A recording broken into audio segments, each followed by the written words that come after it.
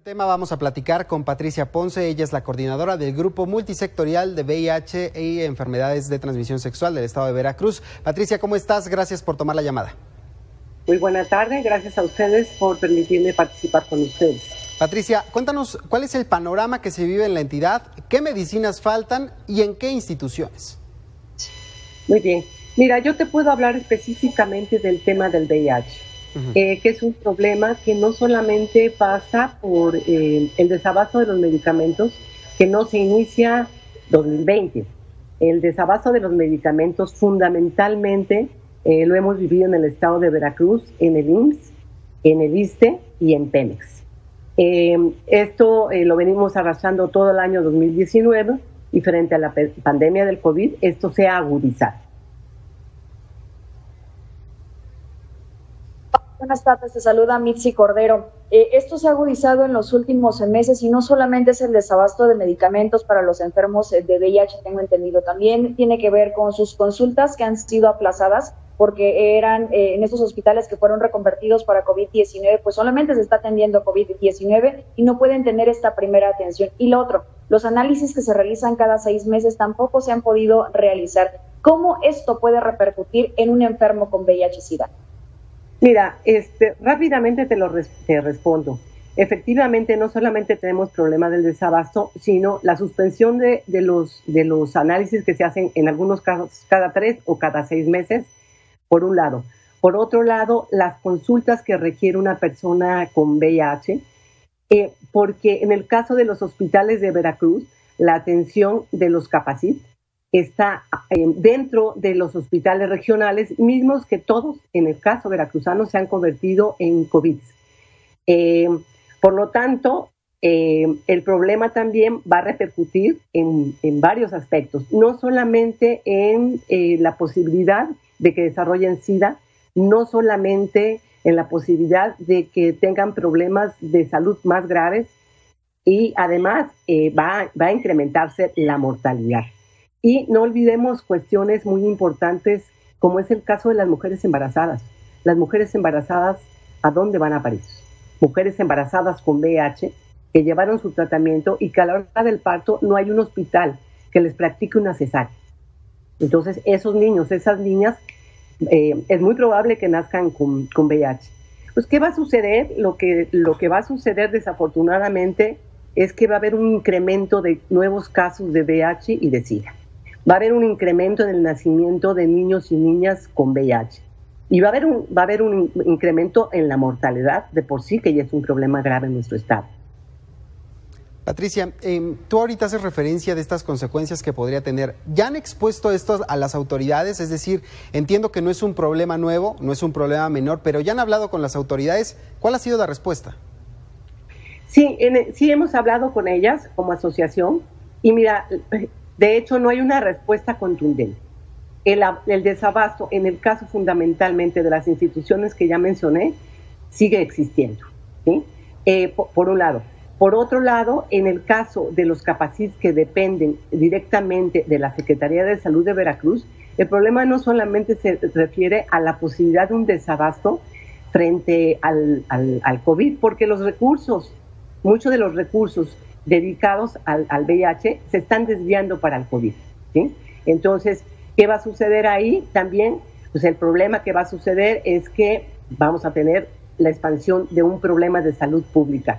No hay respuesta porque no hay recursos. Hay que recordar que entre enero y mayo de este año, es decir, ya frente a la propia epidemia del COVID, hubo una reducción del presupuesto a la Secretaría de Salud Federal del 1.5%, que no es menor porque estamos hablando de 1,000 millones de pesos.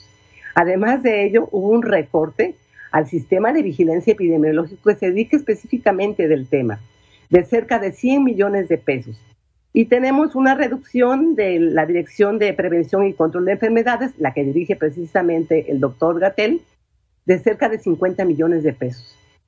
ONUCIDA lo que nos está diciendo es que para este año se requieren 28,000 millones de dólares más, mismos que no vamos a tener para enfrentar la epidemia, precisamente por la desviación de recursos frente al COVID. Yo creo que estamos en un panorama muy fuerte de salud pública, yo diría de emergencia nacional, pero hablo del Estado, de emergencia estatal frente a una epidemia como la del VIH. Digo una cosa, Pati, Veracruz sigue estando, porque tú lo mencionas como una emergencia nacional, aunque sea estatal, porque Veracruz sigue siendo el primer lugar o de los primeros lugares precisamente Correcto. En esta enfermedad a nivel país. Sigue estando, sigue habiendo mucha gente que no está recibiendo su medicamento, pero también mucha gente que se sigue enfermando y que se sigue sumando a esta situación. Dentro de estas pláticas que han tenido con las autoridades y que no han recibido respuesta, ¿qué propuesta ha habido por parte de ustedes para que pues esto pueda funcionar, pero sobre todo para salvar vidas? Porque pudiera también incrementarse la mortalidad consecuencia de VIH-Sida. Sin duda alguna.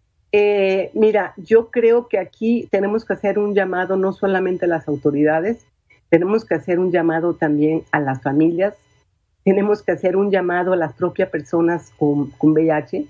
Hay que recordar que tenemos un problema que se suma a esta situación, y es que buena parte de las personas que se atienden en el sistema de salud de Veracruz, me refiero a Secretaría de Salud, dejando a un lado IMSS y CEPEMES, son personas muy pobres, personas indígenas, que ni siquiera están pudiendo recurrir a recoger sus medicamentos cada 3 meses porque carecen de los recursos para llegar.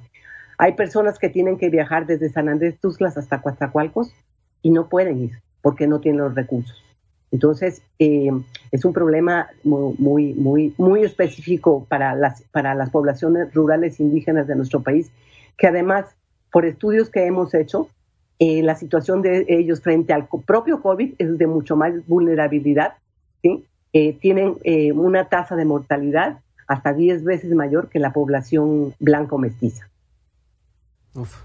Patricia, sobre estas cifras que nos das y este panorama que nos muestras de las personas que pues acuden a estas consultas, van por los medicamentos, ¿cuánto podría costar en farmacias estas medicinas? Pues mira, el tratamiento más barato es de 10,000 pesos mensuales y hay tratamientos que suelen costar hasta 30,000 pesos mensuales. Depende de la situación de gravedad, el nivel de enfermedad que tengan las personas. Eso es un panorama sin duda muy complicado. Platicábamos esta semana con un especialista que nos decía que las personas que más están falleciendo por COVID-19 justamente eran las más pobres. Y algo que tú acabas de mencionar, los indígenas y las personas que están en una pobreza extrema, que además llegan hasta estos centros para adquirir su medicamento y simplemente pues no les dicen que no hay, les dicen que no ha llegado y se tienen que regresar, y eso significa también haber erogado dinero. No hay nadie que los esté apoyando, Pati, algún organismo que se puedan acercar. ¿Qué decirles a ellos? No, incluso hay otra situación, que el órgano rector del VIH, el CENSIDA, por ejemplo, yo digo, desde la Ciudad de México y desde un escritorio dijo, bueno, frente a la epidemia del COVID, las personas van a ir cada 3 meses por su medicamento. Insisto, muchas no tienen los recursos. 2, si los tienen que viajar 10, 8, 5 horas en camión con la exposición al virus. 3, ¿qué va a suceder con las mujeres que ya parieron, ¿sí?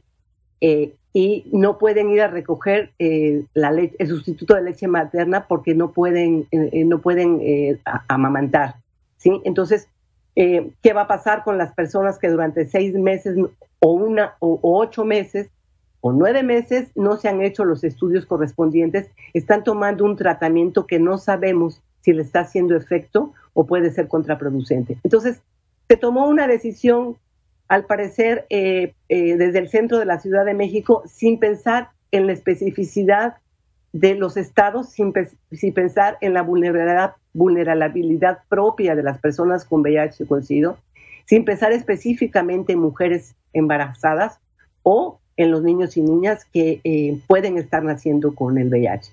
Entonces, yo creo que efectivamente, como tú bien lo planteaste al inicio, tenemos primer lugar en nuevos casos de VIH, primer lugar en nuevos casos de SIDA. Estamos entre los primeros estados donde nacen más niños y niñas.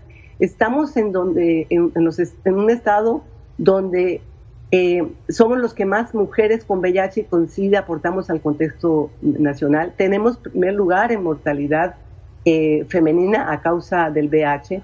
Tenemos primer lugar en mortalidad femenina de mujeres embarazadas con VIH. Tenemos el primer lugar en el binomio VIH-tuberculosis. Y para cerrar con broche de oro, somos el estado donde más personas se mueren a pesar de estar en tratamiento. Todo esto se va a exponenciar frente a la situación del COVID, frente a la incapacidad del gobierno para responder, no solamente frente a la calidad de la atención y calidez, frente al desabasto de los medicamentos y frente a la falta de medidas de prevención para específicamente el VIH. Entonces, yo digo que es una situación muy, muy delicada que se puede complicar aún más en tanto se alarga la epidemia del COVID. Patricia Ponce, el panorama que nos muestras no es nada alentador e imagínese usted que nos está viendo que esto pueda replicarse en otras entidades del país. Te agradecemos mucho estos minutos y nos quedamos pendientes y hay que actualizar esta información en los próximos días. Muy buenas tardes, gracias por su compromiso con el tema. Gracias, buenas tardes.